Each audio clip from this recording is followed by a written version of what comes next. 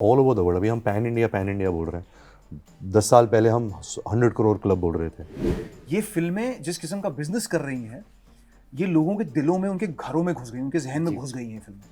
क्योंकि ये ऐसी इंडस्ट्री है जो आपको एक फ्राइडे एकदम वहाँ लेकर जाती है और अगले फ्राइडे एकदम नीचे लेके जा सकती है। क्योंकि जिस जिस तरह से ये फिल्में चल रही हैं, ये ऑर्डिनरी हिट्स नहीं है।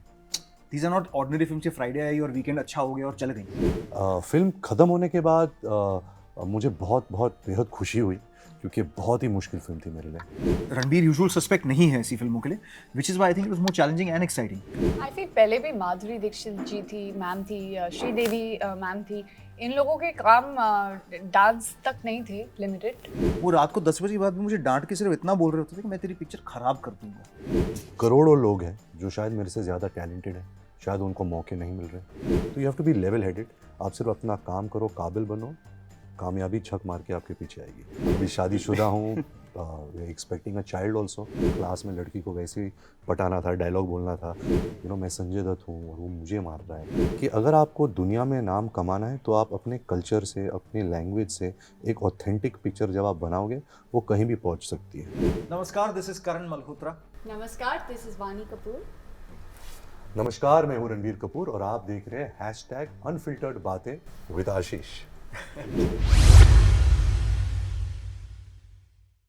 हेलो, आप देख रहे हैं #अनफिल्टर्ड बातें विद आशीष, जहां हम इंटरव्यू नहीं करते, आपके दिल की बातें आपके फेवरेट स्टार्स तक रखने की कोशिश करते हैं। और आज हमारे साथ 3 बेहद ही कमाल के गेस्ट हैं। एक जो मेरे पर्सनल फेवरेट हैं, इस समय के मैं जिनको बोलता हूं कि बेस्ट एक्टर, बेस्ट सुपरस्टार हैं इंडस्ट्री के। दूसरी वो जिनके करियर की चॉइसेस को लेकर मैं उनकी हमेशा तारीफ करता हूं। और तीसरे वो जो एक अपनी फिल्मों के ज़रिए कल्ट बनाने की कोशिश कर रहे हैं और शायद उस चीज़ में धीरे धीरे कदम दर कदम बढ़ते जा रहे हैं। मेरे ख्याल से इससे ज़्यादा बोलने की ज़रूरत नहीं है, क्योंकि मैं शमशेरा की टीम की बात कर रहा हूँ। मेरे साथ हैं रणबीर, मेरे साथ हैं वानी और करण। Hello, Hello. कैसे हैं आप हेलो। लोग? बहुत बढ़िया, थैंक यू। इतना ज़्यादा बज़ है। पहले तो कैप्टन ऑफ द शिप से बात करता हूँ। रणबीर की जो चॉइसेस रही हैं फिल्मों की, वो बड़ी अलग सी रही हैं। जी। जैसे ऋषि सर, संजय सर, हर कोई इनको फिल्मों को लेके बोलता था। जैसे रणबीर बीच में बता भी रहे थे कि इनको संजय सर ने बोला कि बर्फी किया है, अब लड्डू कब करेगा। आपने कैसे सोचा कि इनको इस फिल्म में इस तरीके की लार्जर देन लाइफ, अलग तरीके की फिल्म जो पीरियड ड्रामा है, उसमें कास्ट किया जाए? मैंने ये पहले भी कहा है, मेरा ये सोचना है कि रणबीर, आई थिंक जिस फेज में इस वक्त हैं, I think the way I look at him visually, जिस एज में वो हैं, मेरे ख्याल से ये बहुत ही नेचुरल ट्रांजिशन था। और जब हम शमशेरा की स्क्रिप्ट लिख रहे थे, तो स्क्रिप्ट ख़त्म करते करते रणबीर का चेहरा दिमाग में आना शुरू हो गया था। एंड एक्साइटिंग ये था कि रणबीर यूजुअल सस्पेक्ट नहीं है ऐसी फिल्मों के लिए, which is why I think it was more challenging and exciting, which is why I think Ranbir was the perfect cast for Shamshera. Vaani, आपसे ये सवाल है, जब ऐसे सुपरस्टार्स हों, संजू सर हों, पहले ऐसा होता था, हाल फिलहाल की फिल्मों में देखा जाए तो सुपरस्टार्स के बीच में जो फीमेल लीड का काम होता था वो रोमांस करना या गानों के बीच में नाचना गाना, ये काम होता। लेकिन इस फिल्म के ट्रेलर से ये लग रहा है कि बहुत ही प्रॉमिसिंग है और आपका स्टोरी में बहुत ही इंटीग्रल पार्ट है। इस बदलाव को कैसे देखते हो आप? आई थिंक पहले भी माधुरी दीक्षित जी थी, मैम थी, श्रीदेवी मैम थी। इन लोगों के काम डांस तक नहीं थे limited. They were the heroes of a film. So I won't say कि आज फीमेल लीड्स होती हैं and आज इनके पास ज़्यादा प्रोमिनेंस होता है इन अ फिल्म। पहले भी था। स्टोरी टू स्टोरी डिपेंड करता है, फिल्म मेकर की विजन पे डिपेंड करता है, किस तरह की कहानी में आपका रोल प्ले करता है। All of these things come into play. So I wouldn't say कि सिर्फ आज है, बट हाँ, आज भी ऐसी काफ़ी फिल्में बन रही हैं। Specific to this film and Karan as a filmmaker, he ensured कि इन्होंने पहले भी अपनी फिल्मों में जो भी हीरोइंस रही हैं उनको he's given a very substantial role and a very important part to play in his films. And likewise, the same has happened with me and Sona, the character that I'm portraying. बहुत substance है। आप देखेंगे अगर कुछ glimpses में आपको दिखेगा, जैसे आज टाइटल ट्रैक भी आया, उसके ग्लिम्सेस में आप देखेंगे there is a storyline to her. She is not in a dance costume sitting and in acting her scenes. And I am just very lucky and glad कि एक different नज़रिए से मुझे शूट किया गया है, एक डिफरेंट नज़रिए से मुझे जो मेरा कैरेक्टर है उसकी ट्रीटमेंट है। And these are my learning experiences. I am just trying to absorb all of that, deliver something new, discover something that I haven't as an actor before. जी वैसे आपने आंसर कर दिया, लेकिन मैं जो क्वेश्चन पूछा था वो ये था कि जब, क्योंकि संजू सर भी हैं, रणबीर भी हैं, पहले ऐसा होता था बड़े स्टार जो मेल लीड्स होते थे जी। उसमें ये होता था कि फीमेल लीड को उस तरीके से अब फिल्मों में उनको इतना इम्पोर्टेंट हिस्सा दिया जा रहा है वो नहीं मिलता था, लेकिन आपने आंसर दे दिया है। रणबीर, आपके रोल की बात करें, जी। इमोशनली और फिजिकल दोनों बहुत भयंकर ट्रांसफॉर्मेशन है इस फिल्म में, जी। जैसा कि आप बता भी रहे थे। कितना हिस्सा रह जाता है फिल्म के शूट के बाद में, क्योंकि इसके पहले मेरे ख्याल से आप बहुत ज़्यादा, जैसे करण भी बताते हैं कि सेट पे आपको बहुत कम वक्त लगता है, आप अपने मूड में रहते हो, अपने जोन में, और फिर जब जैसे ही एक्शन शुरू होता है तो एक अलग ही आपका अंदर का जो एक्टर है, जो स्टार है, वो निकल के आता है। इस फिल्म से क्या कुछ रह गया? आई थिंक सर सबसे पहली बात तो ये है कि हम शूट जब शुरू करते हैं, मेरी मेरी प्रिपरेशन उससे 100 दिन पहले ही शुरू हो जाती है। मैं बहुत करण के साथ मैंने बैठा हूँ, हम डिस्कस करते थे कैरेक्टर के बारे में, सीन्स के बारे में। करण एक ऐसा डायरेक्टर है जो एक डिक्टेटर जैसा फिल्म नहीं बनाता। He likes to take suggestions, he likes to take what the actors also bringing to the table. बहुत क्लियर है, बट अगर आपको कोई कुछ समझ नहीं आ रहा है या आपको लगता है कि नहीं ये सीन इधर वर्क नहीं कर रहा मेरे कैरेक्टर के लिए या सोना के कैरेक्टर के लिए, he is very welcoming to your suggestions. तो आई थिंक करण और मैंने बहुत डिस्कस किया, ऐसा कुछ इंटेलेक्चुअल डिस्कशंस नहीं हुए, but just for me to observe कि ये क्या सोच रहा है और मैं कैसे ये दो कैरेक्टर्स अच्छी तरह प्रस्तुत करूँ। फिल्म ख़त्म होने के बाद मुझे बहुत बहुत बेहद खुशी हुई, क्योंकि बहुत ही मुश्किल फिल्म थी मेरे लिए, फिज़िकली एंड इमोशनली। कहीं ना कहीं आपके सबकॉन्शियस में कुछ ना कुछ रह जाता है। आई थिंक एक सबसे बड़ी चीज़ मैं इस फिल्म के अनुभव से लेता हूँ कि जो एक कन्विक्शन होता है, एक एक्टर का कन्विक्शन होता है एक डायलॉग बोलने के लिए या हीरोइन को रोमांस करने के लिए या एक एक्शन सीक्वेंस करने के लिए, वो कितना ज़रूरी होता है, कैसे कॉन्फिडेंस से आपको करना चाहिए। आई थिंक उसको लेकर करण ने मुझे बहुत कुछ सिखाया, कॉन्फिडेंस क्या होता है, कन्विक्शन क्या होता है। तो आई थिंक वो मेरी सबसे बड़ी लर्निंग है ये फिल्म के थ्रू। करण, मतलब आप इकलौते ऐसे डायरेक्टर हैं शायद जो ऋषि सर के साथ भी जिन्होंने काम किया है और रणबीर को भी जिन्होंने डायरेक्ट किया है। कैसा एक्सपीरियंस रहा दोनों एक्टर्स के साथ काम करने का? बहुत ही एनरिचिंग एक्सपीरियंस है, क्योंकि दोनों सिर्फ फिल्म के लिए काम करते हैं, और किसी भी डायरेक्टर के लिए उससे बढ़िया चीज़ नहीं हो सकती। दोनों अलग पर्सनालिटीज़ हैं, तो तरीके अलग हो सकते हैं, लेकिन इवेंचुअली जो इनका आर्ट फॉर्म है या जिस तरह से ये डिलीवर करते हैं अपने परफॉर्मेंस, या जिस तरह से एक फ़िल्म के लिए जेन्युइनली सिंसेरिटी से काम करते हैं, वो बहुत ही सिमिलर लाइंस पे है।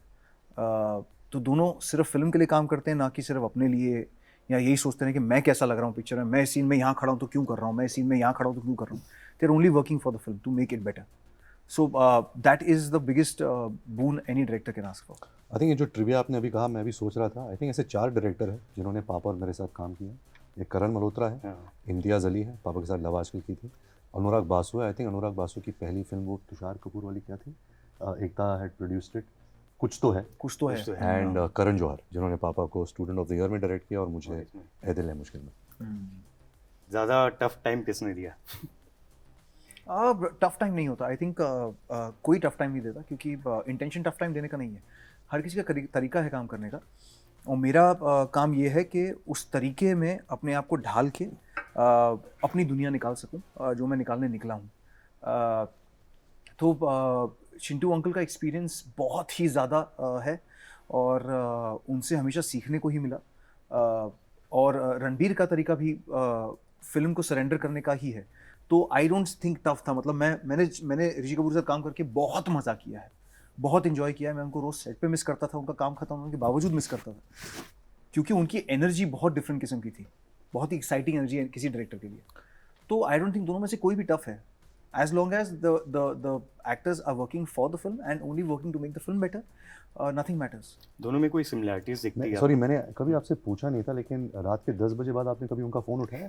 हाँ, क्यों नहीं, क्या बात है, गट्स। अरे हमेशा उठाया और हमेशा गालियाँ खाएंगे। लास्ट टाइम बता भी रहे थे आपकी वो सुबह कुछ और बात होती थी, रात को फिर फोन करके बोलते थे। बिल्कुल अग्निपथ के दौरान की, मतलब सुबह वो ओके करते थे कि कर रहा हूँ और फिल्म, रात तक वो फिल्म छोड़ चुके थे। पर मुझे पता है कि ये उनका प्यार था। जब वो किसी को 10 बजे के बाद फ़ोन कर रहे हैं, मतलब वो उनको बहुत प्यार करते, रिस्पेक्ट करते, और वो मैंने देखा है।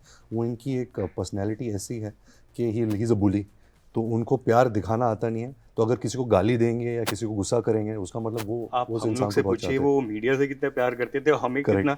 और कई बार तो ऐसा बोलते थे उसको समझाओ, उसको किस तरीके की फिल्में करता है उसको बोलो। नहीं, तुम लेकिन लोग। मैं एक चीज़ डेफिनेटली कहना चाहूँगा कि चिंटू अंकल का जो ये था ना कि मैं सुबह कर रहा हूँ रात को नहीं कर रहा हूँ पिक्चर, वो रात को 10 बजे के बाद भी मुझे डांट के सिर्फ इतना बोल रहे होते थे कि मैं तेरी पिक्चर खराब कर दूंगा। उनका सेंटेंस मैं कभी ज़िंदगी में नहीं भूल सकता, क्योंकि बहुत रेयरली एक्टर इस तरह बात करता है, क्योंकि प्रोफेशन ऐसा है कि उनको पर्सनल लेवल पे इतना इश्क मिलता है, इतना प्यार मिलता है, इतना गॉड लाइक प्लेसमेंट मिल जाता है कि सिवाय अपने बाकियों के बारे में सोचना बहुत मुश्किल हो जाता है कई बार एक्टरों के लिए। लेकिन रणबीर है, वानी है, संजय सर हैं और चिंटू अंकल जिस तरह थे, उनका बार बार अग्निपथ को मना करने का सिर्फ एक ही रीज़न होता था कि यार मैं शायद ये रोल कर ही नहीं पाऊंगा, ये मेरी इमेज नहीं, मैं तेरी पिक्चर खराब कर दूंगा। लेकिन आपकी एक तारीफ करना चाहूँगा उस दूरदर्शिता की, फोरकास्टिंग की, कि आपने उनके अंदर वो किरदार देखा और जिस अंदाज में उन्होंने निभाया, मेरे ख्याल से और कोई शायद कर भी नहीं पाया। इसका क्रेडिट एक्चुअली मुझे नहीं जाता, एकता। एकता को जाता है, मेरी वाइफ को, क्योंकि ये आइडिया उनका था। हम जब हमारी शादी हो रही थी, हम जब अपने खड़े होते हैं ना स्टेज पे, रिसेप्शन पे, तो चिंटू अंकल आए हुए थे और रिसेप्शन में जो लोग खड़े थे लाइन बहुत लंबी थी, तो चिंटू अंकल काफ़ी पीछे थे, तो वो इतने दुखी और ऐसे ग्रम्पी खड़े थे एनवेलप पकड़ के चिन अप करके। तो एकता ने उस वक्त देखा, तब तक हमने अग्निपथ स्क्रिप्ट लिख ली थी, तो एकता ने उनको देखा और मुझे यूं नच करके बोलती है रौफ लाला। तो आइडिया वहां से आया था और उसके बाद बस मैंने वो आइडिया छोड़ा नहीं, फिर मैं उनकी जान के पीछे पड़ गया था। वानी, जी। रणबीर और आप में कपूर के अलावा और क्या कॉमन है? खाना, हाँ, we love food. we both love food. I think we both have head over our shoulders. I'm just promoting and praising my own self. I think everybody has the head over their shoulders. Metaphorically Okay. also. Love for cinema. Love for cinema. Love for cinema, yes. Both are brilliant actors. That they are. He's way beyond No, brilliance. ऐसा कुछ नहीं है। But yeah. Then what else? The thing, na? We love for TV shows. Love for love for cinema, for all sorts of things, no? Everything's included, shows and films and everything. What else is common? We are both cool-headed, no? I'm not as cool-headed as him. I could have my angst and my I could get high on temperament, but yeah, हम दोनों punctual हैं. we are very punctual. We're Respect disciplined, time. respecting. We respect everybody else's time, and so all good things. Yeah, like I don't They know. are lovely people. Oh. They are. They're Yeah. lovely people. Indeed. Ranbir, हमेशा ये मैं पूछता हूँ और फिर से पूछना चाहूँगा क्योंकि मैं बोलता हूँ जैसा One कि more आप thing, sorry. क्या He can take he can make self-deprecating jokes, and so can I. That's true. Yeah. खुद पे हंस खुद सकते पे हैं. हंस सकते हैं. Yeah. दैट्स वो अ ability है. Best quality. Yeah. Yeah. So Ranbir, जैसा कि मैंने शुरू में बोला, you are the best actor we have in film industry. पहले भी बोला हुआ है कि जब आपकी फिल्में कॉमर्शियली चलें या ना चलें, लेकिन आपके जो आर्डेंट फॉलोअर्स हैं, फैंस हैं, नॉर्मल ऑडियंस हैं, वो आपके साथ हमेशा खड़े रहते हैं। कभी भी ये नहीं बोला फिल्म चले या ना चले कि इसमें रणबीर की एक्टिंग ख़राब थी। ये सबसे बड़ी बात है किसी भी एक्टर के लिए। इस साल आपकी बैक टू बैक बहुत बड़ी बड़ी फिल्में आ रही है, शमशेर है, फिर ब्रह्मास्त्र है, और उसके बाद और भी बड़ी फिल्में हैं। इस रिस्पॉन्सिबिलिटी को कैसे देखते हो आपकी? आपके नाम पे लोग फिल्में देखना जाना चाहते हैं और उनको ये लगता है कि रणबीर ने अगर इस प्रोजेक्ट को चुना है तो इसमें ज़रूर कुछ खास चीज़ें होंगी। I feel privileged, feel blessed. You know, किसी का हाथ मेरे सर पे है. I feel I have some lot of blessings, क्योंकि जिस मकाम पे मैं हूँ, जहाँ हूँ, मुझे अभी भी ऐसे मौके मिल रहे हैं जहाँ मेरी फिल्में बड़े पर्दे पर रिलीज़ हो रही है। ये बहुत बहुत बहुत कम लोगों को मिलता है और मैं इसका बहुत आभारी हूँ कि ये जो मौका मुझे मिला है। मैं जानता हूँ मेरे पीछे करोड़ों लोग हैं जो शायद मेरे से ज़्यादा टैलेंटेड हैं, शायद उनको मौके नहीं मिल रहे, और मैं बहुत ध्यान रखता हूँ ये चीज़ का कि मुझे ये मौका मिल रहा है तो I should not take it for granted. पूरे दिल से काम करना, मेहनत से, लगन से, क्योंकि ऐसे मौके सबको नहीं मिलते। हैविंग सेड दैट, जहाँ जिम्मेदारी या प्रेशर का सवाल है, मैंने बहुत प्यार और मेहनत से दोनों फिल्मों में काम किया है। ये मेरी चॉइसेस है, मैं बहुत एक्साइटेड हूँ। मेरा काम है एक्टिंग करना। जो ये फिल्म की फाइनल रिजल्ट्स होगी वो मेरे हाथ में नहीं है, तो मैं ज़्यादातर उसके बारे में नहीं सोच सकता, क्योंकि ये ऐसी इंडस्ट्री है जो आपको एक फ्राइडे एकदम वहाँ लेकर जाती है और अगले फ्राइडे एकदम नीचे लेके जा सकती है। तो you have to be level headed. आप सिर्फ अपना काम करो, काबिल बनो, कामयाबी छक मार के आपके पीछे आएगी। ये मेरी भी 3 इडियट्स वाली फ़िलॉसफी है। आपके चेहरे पे, आपकी पर्सनालिटी में ठहराव तो हमेशा से देखा है, लेकिन अभी ज़िंदगी में जो ठहराव है वो ज़्यादा, वो ग्रेविटी बहुत ज़्यादा दिख रही है। इसको मानते हो आप? मैं 40 का भी हो रहा हूँ, अभी लगते नहीं हो। हाँ, अभी शादीशुदा हूँ, एक्सपेक्टिंग अ चाइल्ड ऑल्सो। तो आई थिंक ज़िंदगी का जो तजुर्बा है, दुनियादारी देखी है, कहीं ना कहीं आपको यहाँ तक पहुँचा देती है। बट अच्छी बात है, राइट? ठहराव अच्छी ही बात है। बहुत अच्छी बात हाँ, है। तो I guess it's the next phase of my life also sir, क्योंकि मैं अभी 15 साल हो गए इस करियर में। अभी जो अगले 15 साल जिस मोड़ मेरा करियर लेगा, जो मेरी चॉइसेस होगी, जो मेरी अपॉर्चुनिटीज़ होगी, ये मेरे लिए बहुत इंटरेस्टिंग होगा। क्योंकि अभी तक सब ऑडियंस ने मुझे सर आंखों पर रखा है, बट इसके आगे उनको और भी एंटरटेन करना है, अलग अलग फिल्में का हिस्सा बनना है। तो ये एक अगला पड़ाव जो है मेरी ज़िंदगी का, ये भी बहुत इंटरेस्टिंग रहेगा, लेकिन मुश्किल भी रहेगा। ऐसा नहीं है कि अभी अगले 15 साल बहुत आसान होंगे मेरे लिए। वानी और रणबीर, आप दोनों से एक सवाल पूछना चाहता हूँ। Being a small town boy, और बहुत सारे ऐसे लोगों को मैं जानता हूँ जो आप लोग से कभी मिले भी नहीं हैं, आपकी फ़िल्मों के ज़रिए वो अपने आप को आपकी ज़िंदगी का हिस्सा मानते हैं और आपको अपने लाइफ़ का हिस्सा बना चुके हैं वो लोग। आपकी हर चीज़ को, आपकी बॉडी लैंग्वेज, आपके कपड़ों, आपकी स्टाइल को वो फ़ॉलो करते हैं। इवन कई लोग तो इतना इमिटेट करते हैं कि वो मतलब आप अगर किसी फ़िल्म में कोई कैरेक्टर निभा रहे हैं, उसमें कुछ ख़ास आपने अंदाज़ निभाया हुआ है, तो रियल लाइफ़ में कर रहे होते हैं। जी। इसको कैसे देखते हो आप? और जो मतलब ऐसे लोग हैं जो शायद आपको जानते भी नहीं हैं? आई थिंक ये सिनेमा का प्यार है, क्योंकि आपने तो एक छोटे शहर की बात की। मैं भी ये करता था, मैं तो बॉम्बे में पला बड़ा हूँ। मैं भी जब संजय दत्त को देखता था तो मुझे भी उनके जैसे ड्रेस करना था, उनके जैसे बाल उगाने थे। जब मैं शाहरुख खान को देखता था तो मुझे भी क्लास में लड़की को वैसे ही पटाना था, डायलॉग बोलना था, सलमान खान जैसे कपड़े पहनने थे। तो सिनेमा एक ऐसी चीज़ है, एक ऐसा मीडियम है जो बहुत ही इन्फ्लुएंसिंग है, और हम सबको एक एक दिशा देता है कि अगर आप अपने माँ के साथ या पिता के साथ कैसा व्यवहार करना चाहिए, या लव्ड वंस के साथ या दोस्तों के साथ, it gives you a direction. So that makes it very important that we have to be very conscious of our decisions. हमें ऐसे कहानियाँ बतानी चाहिए which doesn't have a bad impact और a wrong negative impact on people.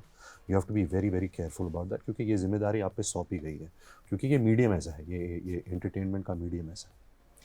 I feel like you're used to having unconditional love from your parents and your family, and the next best unconditional love you find is in your fans. क्योंकि आप कैसे भी हो, जैसे भी हो, जज नहीं करते हैं जो true blue fans होते हैं. And I think growing up, I never thought I'll have fans or there'll be someone who'd look up to me.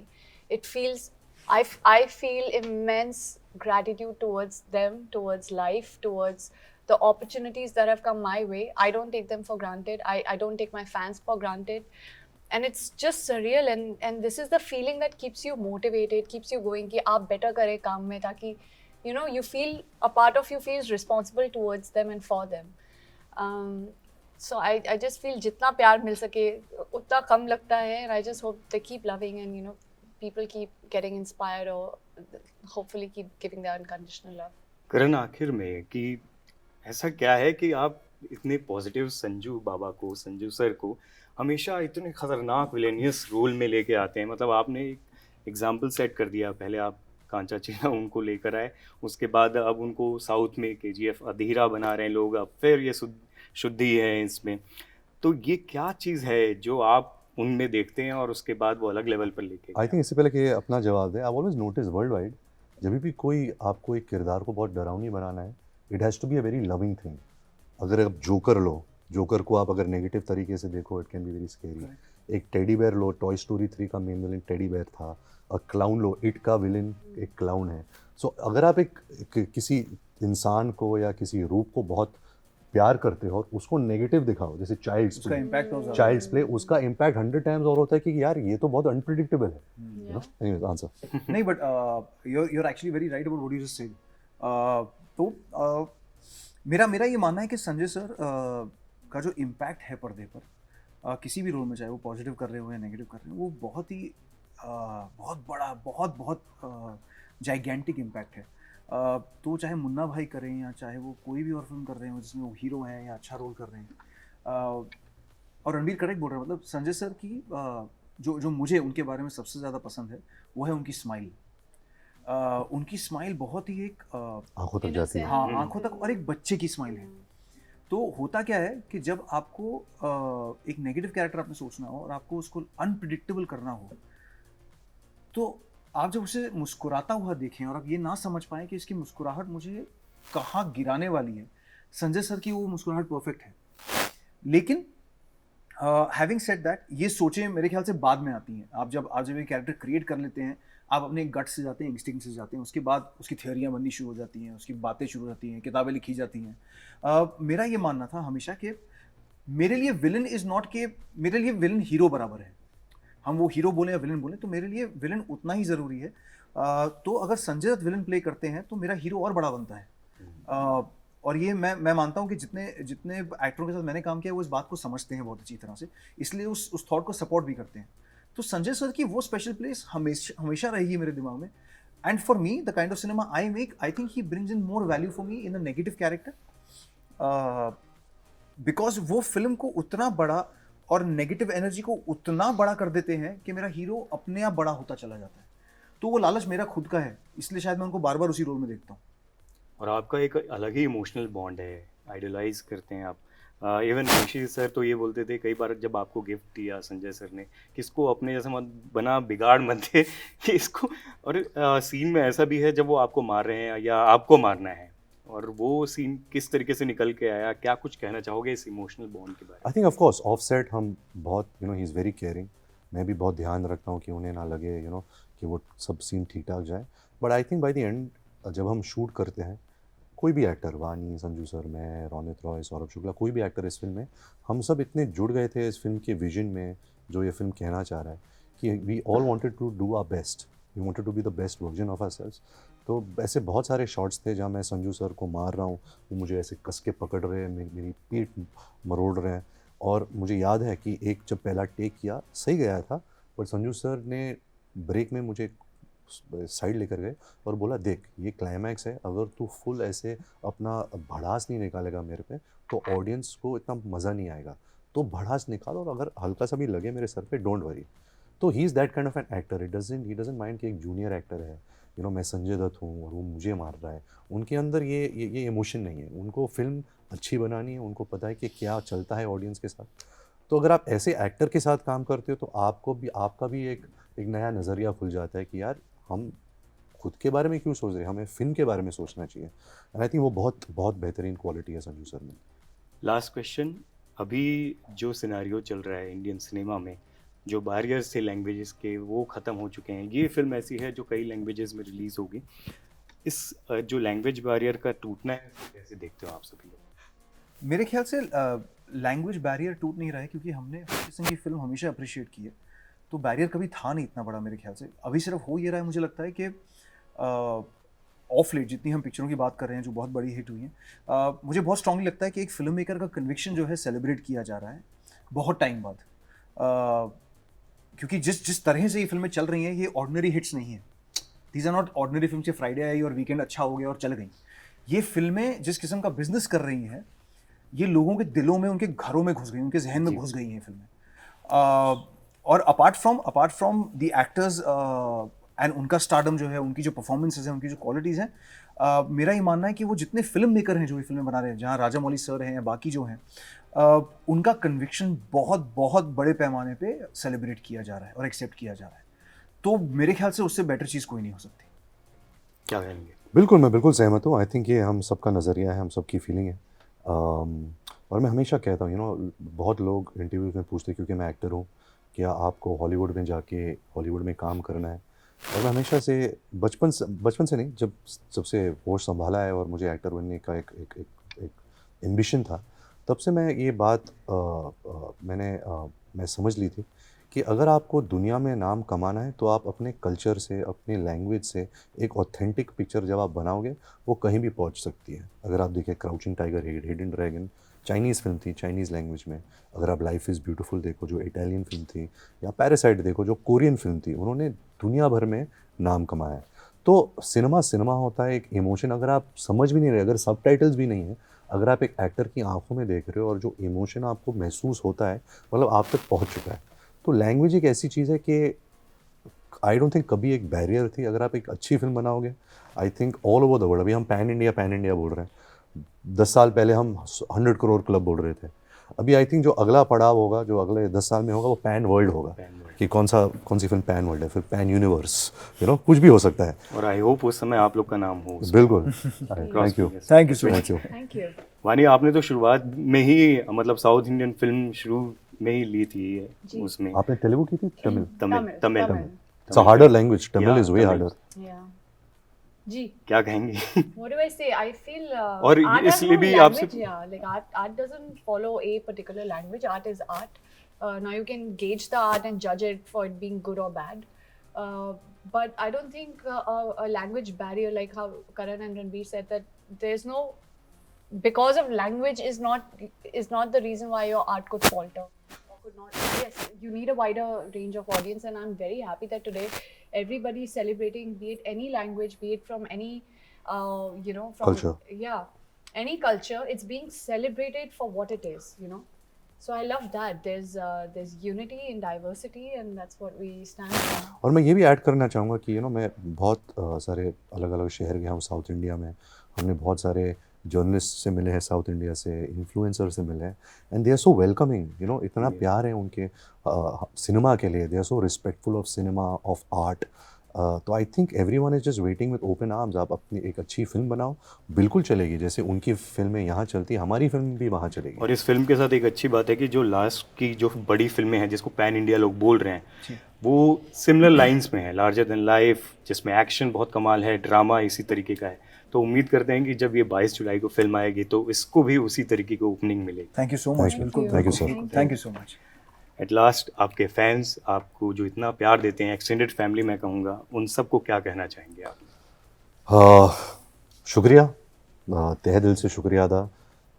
जितना भी कहूँ वो काफ़ी नहीं होगा। आई नो मैंने आप सबको वेट कराया है मेरी फिल्म के लिए, 4 साल हो गए, बट आई होप कि it's worth the wait, and I will see you at the movies soon. I'm just thankful. I think आप लोगों की वजह से we get motivated, and there's an inspiration. I think a part of my inspiration especially comes from the fact that you guys exist. So thank you so much for always being there, and I hope you can all enjoy and love Shamshera. तो ये कहना चाहूँगा 22 जुलाई को शमशेरा देखिए theatres में, और उसे उतना ही प्यार दीजिए जितना हमने दिया है बनाते वक्त, ताकि हम सब ऐसी और फिल्में बना के आपके सामने पेश कर सकें। Thank you so much. Thank you guys for giving your valuable time, और उम्मीद करते हैं कि जैसा अब तक इतना बेशुमार प्यार आप लोग को मिला है, इस फिल्म को उससे ज़्यादा मिले। Thank you. Thank और you. आपके लिए तो ज़्यादा मेरी तरफ से विश है, प्यार है, क्योंकि आपकी जो रिस्पॉन्सिबिलिटी है और बढ़ गई है। बिल्कुल। Thank you so Thank much. you. Thank you. उम्मीद करते हैं जो थोड़ी बहुत बातचीत हमने की वो आपको पसंद आई। बिल्कुल, ऑलवेज आपके साथ हमेशा बात करने मज़ा आता है। एंड आई मस्ट ऐड, अगर आप आंखें बंद करके इनकी आवाज़ सुनो, इनकी आवाज़ कुणाल कपूर दी एक्टर। Yes. आप कुणाल, किसी ने कहा है आपको पहले? नहीं, हाँ, do you know Kunal Kapoor the I do, actor? I do. He sound so much like him, he is got such a beautiful voice, and आपके जो शब्द का प्रोनाउंसिएशन है वो इतना अच्छा है। Thank you. Very nice. अगर मेरे फेवरेट एक्टर से आ रहा है तो मैं वाकई कुछ किया होगा।